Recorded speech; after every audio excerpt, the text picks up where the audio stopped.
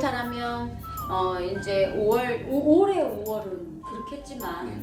이제 내년도 5월이면 진짜 1월부터 12월까지의 모든 수익이 다 국세청에 신고가 될 거고 그렇죠. 그러면 정말 그 세금을 내야 하는 금액도 더 커질 올라가죠. 텐데 네, 네. 솔직히 어떻게 해야 절세라고 하죠. 아, 네, 어떻게 좀 할 수가 있겠습니까? 이게 사실은 이제 절세라는 부분이 이게 그동안 사실 솔직히 말하면 제도권 안에 없었기 때문에 제도권 안에 들어온 것 자체가 어떻게 보면 세금에 대한 벽이 한번 생긴 거예요. 맞아요. 네. 이 부분을 납득을 하기가 쉽지 않죠. 그렇죠. 왜 그렇게 근데 이제 제도라는 건 이제 뭐 어쨌든 정해졌기 때문에 의무를 지켜야 되는 게 있고 뭐 이게 다가오진 않겠지만 세금이라는 건 납부를 하면 당연히 그게 납부도 되지만 또 이게 소득 증명의 어떤 하나의 또 포인트가 되기도 하거든요. 그러니까 뭐 물론 이게 다가오진 않으실 거예요. 이 부분이 다가오진 않겠지만 그래서 보통 우리가 부동산 구매를 한다든지 뭐 여러 가지 그런 활동을 하면서 소득 증빙에 대해서도 또 요구를 하거든요. 국가 자체는 뭐 징여가 됐든 뭐가 됐든 네.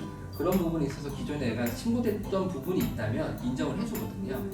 이제 뭐 이걸 그런 것 때문에 세금을 신고하는 게 뭐 정말 뭐 어떤 하나의 어떤 그래 그것 때문에 하겠다 이건 아니지만 이런 것도 있다라는 정도로 이해하셨으면 좋을 것 같고요. 절세는 결국은 내가 쓴 비용 자체가 네. 제대로 들어간 부분을 가지고 이 정도 나오는데 여기서 어떻게 조금 더 해볼 수 있느냐. 그러니까 결국은 각종 세액 감면 공제제도 뭐 이런 것들을 활용하시면 좋을 것 같고요. 지금 큰 틀에서는 추계되시는 분들이 장부를 작성하게 되면 아까 그 비교를 해볼 수가 있거든요. 네. 일단 내가 추계로도 한번 고민해보고 그리고 장부를 작성해서 나오는 세금을 비교를 해보면 둘 중에 분명히 작은 부분이 있을 거예요. 네. 그걸 의사 선택하는 게 일단은 이제 절세의 첫 걸음일 것 같고요. 네. 아직은 지금 캐디분에 대한 어떤 그런 데이터가 쌓여 있지 않기 때문에 네. 이제 아마 시간이 지나면 지날수록 그래서 뭐 체력 단련 왜냐면 캐디를 하면 뭐 연습도 하셔야 되고 그렇죠. 교육도 받으셔야 되고 네. 뭐 체력 단련도 하시면 체력 단련비도 있을 거고 뭐 이제 이런 부분들에 대해서 아마 데이터들이 쌓일 것 같아요. 네. 그런 데이터들이 있으면 이제 좀 더 뭐 전문가분들이라든가 주변에 어떤 사람 도움 받아서 신고를 대비하시면 그래도 조금 더 절세할 수 있는 부분을 찾지 않을까 네. 생각합니다. 제가 질문을 드리고 보니 네. 너무 어리석은 질문을 아니에요. 대부분 생각이 들어요. 네, 모든 납세자가 고민하는 주제이기 때문에 이게 어리석은 건 아니고요. 네, 당연히 그런 걸 찾는 거는 원래도 법에도 그렇게 절세라는 거는 내 권리를 찾는 거기 네. 때문에 당연히 궁금하신 부분이라고 생각합니다. 아까 세무사님께서 잠깐 네.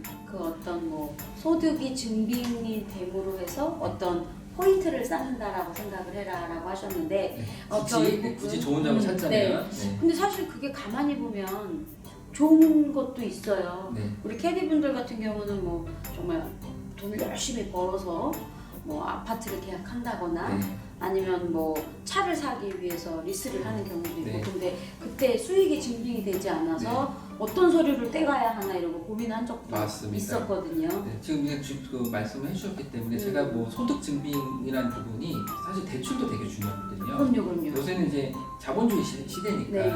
대출 레버리지를 일으켜서 뭐 수익성 있는 자산을 사고 그렇죠. 싶어도 그동안 우리 캐디님들은 수익 부분에 있어서 증빙할 수 있기 때문에 이게 되게 난감할 수도 있는데 이제는 이제 신고되는 부분에 있어서는 어쨌든 인정되는 소득이 되기 때문에 네. 은행이나 이런 데서 제출할 수도 있고요. 아까처럼 뭐 부동산 구매할 때도 뭐 오피스텔 뭐 구매하실 때도 그렇죠. 당연히 증빙이 되고 이렇게 활용을 하실 수 있다면 그게 꼭 완전히 막 정말 힘들다 이렇게 하시는 거가 조금 경감은 되지 않을까. 네. 사실 오늘 이 시간은 세무사님 덕분에 슬기로운 세무 생활을 좀 할 수 있는 네. 그런 계기가 됐던 것 같고요. 정리를 해보자면 네, 이제 세금은 내야 한다. 맞습니다. 그리고 두 번째, 이 세금을 내는 데 있어서 그냥 걱정만 하지 말고 네, 이 세금을 내는 그 원리를 네. 이해를 해서 네. 내가 몇 프로에 해당할지 네. 정확한 거는 앞으로 5월경에 국세청에서 안내문을 통해서 네. 하면 되고 더 슬기로운 세무생활을 하려면 정확하게 나의 경비를 파악을 해보셔서 파악할 수 있는 그걸 자료를 만들어서 내가 추계 즉 추정해서 추정해서 계산하거나 아니면 간편 장부를 작성해서 하는데 당연히 어려우니 전문가에게 조언을 구하십시오. 네, 전문가 도움 받으셔도 되고 직접 그렇게 어렵지 않은 부분도 있어서 해보시면 되는데요. 아마 금년도 5월달은요 작년도 2개월치에 대해서만 나오기 때문에 아무리 뭐 소득이 뭐 7,500에서 1억 뭐 이렇게 되시는 분들이라 해도 2개월치거든요. 네. 그래서 아마 세금에 대한 부담은 아마 대단히 그렇게 생각보다 많지는 않을 거예요. 다만 2022년부터는 1월부터 12월에 대한 전체 소득을 내년 5월에 신고를 해야 되기 때문에 이 부분을 조금 미리 준비를 하셔야 내년도 세금 신고가 이제 조금 더 절세라든가 이제 대비가 될 수 있겠다라는 차원으로 이해하시면 됩니다. 맞습니다. 솔직히 캐디 분들의 근무 여건상 11월, 12월에는 수익이 그렇게 많지가 않으니까 지금 세무사님 말씀하시는 것처럼 세금이 부과된다 하더라도 큰 금액은 아닐 것으로 당장 금년에 이거는 아니실 것 같은데요. 그래도 이제 그동안 그 제도권 밖에 있다가 제도권 안으로 이제 들어온 부분에 있어서 심리적인 어떤 장벽은 있으실 건데요. 일단 5월달에 한번 경험을 해보시면 이해가 되실 것 같습니다. 네, 사실 이제 저희가 이 영상을 준비하면서 캐디 분들께 어떤 게 가장 궁금하냐, 뭘 알고 싶으시냐 했을 때 모두가 가장 많은 질문이 그거였어요. 그래서 우리는 3.3%로 떼는 거예요? 뭘 어떻게 떼는 거예요? 라고 물어봤는데 그거를 논의하는 것 자체가 사실은 의미가 없는 거였네요. 그러니까 이제 논의를 해서 네. 뭔가 이제 그걸 어떤 정부나 국회의원이나 입법하는 아니면 국세청이나 이런 부분이 있어서 하는 거는 당연히 해야 되는 부분일 것 같긴 해요. 네. 뭐 당연히 그거는 근데 이제 우리 이제 이 시간에 저희가 고민해야 될 거는 지금 현재의 앞으로 세금 신고를 어떻게 대비할 것인가. 네. 그러니까 그거를 해야 된다 말아야 된다는 이미 선을 떠난 것 같고요. 네. 그거는 이제 뭐 다른 어떤 주제를 가지고 해야 되는 업무인 것 같고 오늘 이 시간에는 5월달 신고가 이제 닥쳐왔으니까 어떻게 해야 되나. 그리고 이게 결국은 뭐 원천징수 제가 제도로 설명드렸지만 이게 계속 이제 뭐 조금씩 이제 정책들이 이제 나올 거예요. 확정돼서 나오다 보면 시간이 흐르면 이제 그건 제도는 이제 정착은 될 것 같고요. 네. 그거에 따라서 이제 소득세 신고를 어떻게 해야 되는 부분을 간략하게나마 제가 설명드렸다고 보시면 될 것 같습니다. 네, 알겠습니다. 그러면 정말 아주 근본적으로 순수한 질문을 한번 드려보겠습니다. 네. 제가 만약 골프장 캐디로 근무를 하고 있어요. 네. 이제껏 한 번도 세금을 내본 적이 없고 올해 5월 달에야 뭐 아주 작은 금액이 세금이 나올 테니까 그 정도는 낼 수가 있는데 내년도 세금을 준비하기 위해서 누군가 전문가를 이렇게 찾아봐야 하잖아요. 네. 차 타고 다니다 보면은 뭐 세무서 무슨 이런 거 있단 말이죠. 네. 그런데 가서 나 세무 좀 봐주십시오 라고 얘기하면 되는 건가요? 네, 뭐 그렇게 하셔도 되고요. 네. 저도 있기 때문에 네. 뭐 저희들한테 의뢰하셔도 되고 주변에 뭐 전문가분들을 찾아서 상담을 의뢰하시면 아마 친절하게 설명을 해주실 것 같아요. 네. 당연히 우리 문재환 세무사님 워낙 유명하신 분이어서 네. 그렇습니다. 그런데 네. 이제 궁금한 건 그러면 내가 벌써부터 우리 세무사님을 찾아가서 네. 어떤 준비를 해야 되는 건지 네. 아니면 내년도 5월에 내니까 네. 한 내년 3월쯤 적당한 세무사님을 찾아서 네. 상담을 시작해야 되는 건지. 뭐 상담을 진행하는 부분은 사실은 뭐 빠르면 빠를수록 좋죠. 왜냐하면은 그 준비를 만약에 전체 내가 장부를 작성하겠다라는 결론이 만약에 나온다고 한다면 증빙을 또 미리 챙겨야 되고 어떻게 챙겨야 되고 이런 것들도 미리 좀 상담 받으시는 게 좋고요. 5월 달에 돼서 하면은 조금 늦을 수도 있고 뭐 제가 볼 때는 좀 미리 조금 상담 받으셔서 네. 좀 결정하셔도 나쁘지 않고요. 뭐 말씀하신 것처럼 뭐 금년은 그렇게 넘어간다 하더라도 내년에 뭐 3월, 4월에 준비하셔도 무방은 하나 네. 그래도 미리 뭐 학습도 하고 준비를 하시는 게 그래도 조금 나은 방법이 아닌가라고 생각이 듭니다. 네, 알겠습니다. 그러면 지금 이 영상을 보고 계신 우리 캐디분들 일단은 건강관리 잘하셔서 돈 많이 버시고요. 그리고 조금이라도 빨리 그냥 미리 전문가에게 상담을 받으셔서 어떻게 내가 나의 경비를 처리해야 하는지에 대한 조언을 좀 구하셨으면 좋겠고 우리 문재환 세무사님도 계시고 네. 한번 꼭 전문가에게 네. 구해보시기 바라겠습니다. 맞습니다.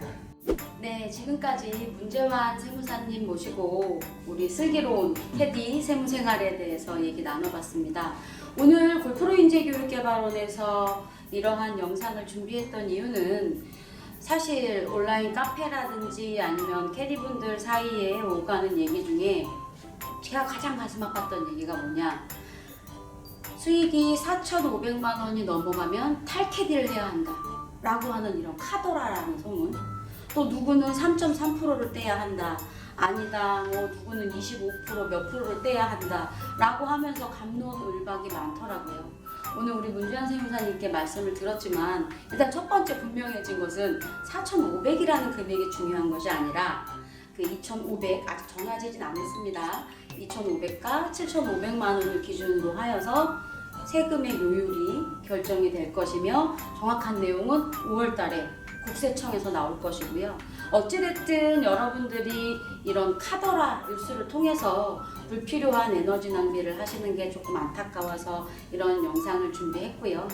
앞으로는 문재환 세무사님처럼 정말 전문가를 통해서 상담을 받으시고 그리고 그 상담을 통해서 여러분들에게 가장 유익한 가장 현명한 방법을 찾으셨으면 좋겠습니다. 오늘 세무사님 너무 귀한 시간 내주셔서 감사하고요. 네. 제가 이렇게 실물을 뵙다니 정말 어제 너무 떨렸고요. 아직부터요? 네, 그렇습니다. 네, 오늘 우리 캐디분들께 뭐 마지막 인사 부탁드리겠습니다.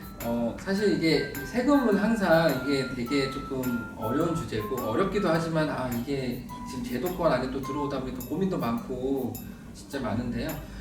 이게 제도권 안에 일단 들어왔기 때문에 일단 이거를 인정을 하고 어떻게든 여기서 조금 줄일 수 있는 부분이 있는지 정확하게 신고는 또 어떻게 하는지를 또 나름 또 찾으시면 좋을 것 같고 전문가 상담하셨으면 좋을 것 같고 어쨌든 좀 어렵잖아요. 근데 어쨌든 나에게 또 나의 생명줄 같은 이 캐디 업을 꼭 열심히 하셔서 지금 잘하시고 계시겠지만 많은 돈 버시고 또 세무도 조금 내서 납부 하셔서 부동산도 사고 그런 어떤 또 직업으로서의 그런 게 있었으면 좋겠습니다. 네, 알겠습니다. 그러면 우리 세무사님 앞으로 우리 골프로 인재교육개발원에서 어떤 질문 네. 또 슬기로운 캐디 생활 더 업그레이드 할 수 있는 질문 또 드려도 되겠습니까? 그럼요. 언제든지 요청을 해주시면 제가 계속 앞장서겠습니다. 네, 알겠습니다. 오늘 참여해 주셔서 감사하고 앞으로도 꾸준히 구독해 주시기 바라겠습니다. 감사합니다. 감사합니다. 안녕.